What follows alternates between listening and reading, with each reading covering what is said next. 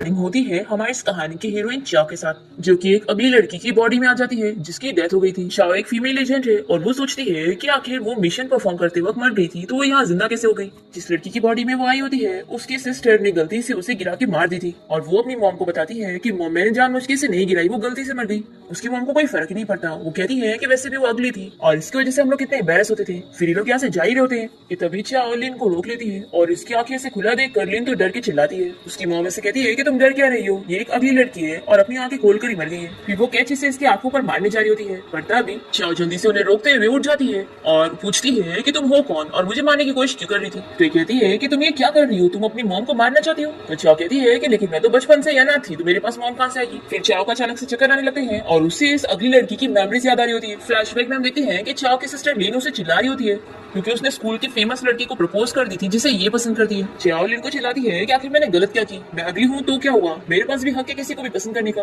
तो इस बात पर लिन को गुस्सा आता है कि तुमने मुझे जवाब कैसे दी और वो इसे सीढ़ियों से धकेल देती है जिसकी वजह से चाओ की मौत हो गई थी। अब ये सब याद करने के बाद चाओ सोचती है कि जिस लड़की की बॉडी में मैं आई हूँ ये कितनी बेचारी है, मैं तो एक इंटरनेशनल एजेंट थी और आखिर में कैसे इस अगली लड़की की बॉडी में वापस रिबॉर्न हुई हूँ। अब यहाँ पर चाओ उसकी मॉम और लिन को कहती है कि अगर दोबारा से तुम लोगों ने मुझे कभी प्रोवोक किया तो तुम लोगों के साथ अच्छा नहीं होगा। इन लोगों ऐसे धमकी देकर चाओ यहाँ से चली जाती है। फिर लिन को बहुत ही गुस्सा आता है कि इसकी हिम्मत कैसी है मुझे डराने की, मैं इसे छोड़ूंगी नहीं। अब तभी हम हॉस्पिटल के बाहर एक लड़के को देखते हैं जो कि कार से जा रहा था, उसे काफी ज्यादा चोट लगी थी और ये कोई और नहीं हमारे इस ड्रामा का हीरो शियन है। अचानक से चाओ उसकी कार के सामने आकर कार रोक देती है तो इसे चिल्लाता है कि क्या तुम्हें मरना था। वो कुछ नहीं कहती और उसकी कार में आके बैठ जाती है और कहती है कि ड्राइव करो। शियन इसे कहता है कि ये कोई टैक्सी नहीं है, तुम कार से उतरो। तभी इतने में यहाँ पर वही बंदा आ जाता है जो शियन को मारने के पीछे पड़ा था। वो कार की कांच फोड़कर शियन को मारने वाला होता है, पर तभी चाओ उसे अपने पैर से रोक देती है और शियन से पूछती है कि अगर तुम चाहते हो मैं तुम्हारी जान बचाऊं तो मुझे 10 मिलियन दो। शियन शॉक हो जाता है तो ये कहती है कि मैं तुम्हारी जान बचाने के लिए ले रही हूँ, तुम इस शहर के रिच फैमिली से बिलोंग करते हो तो मुझे लगता है कि 10 मिलियन देना तुम्हारे लिए तो बहुत ही आसान बात होगी। अब तभी बंदा चाओ के पास आकर उससे मारने की कोशिश कर रहा होता है पर वो उसकी गर्दन मोड़ देती है। तभी शियन चाओ के गले पर चाकू रखता है, पूछता है कि तुम कौन हो। तभी इतने में शियन को मारने के लिए एक और पीछे कार आ जाती है। ये देखते हुए चाओ इसे कहती है कि अभी हमारे पास टाइम नहीं है,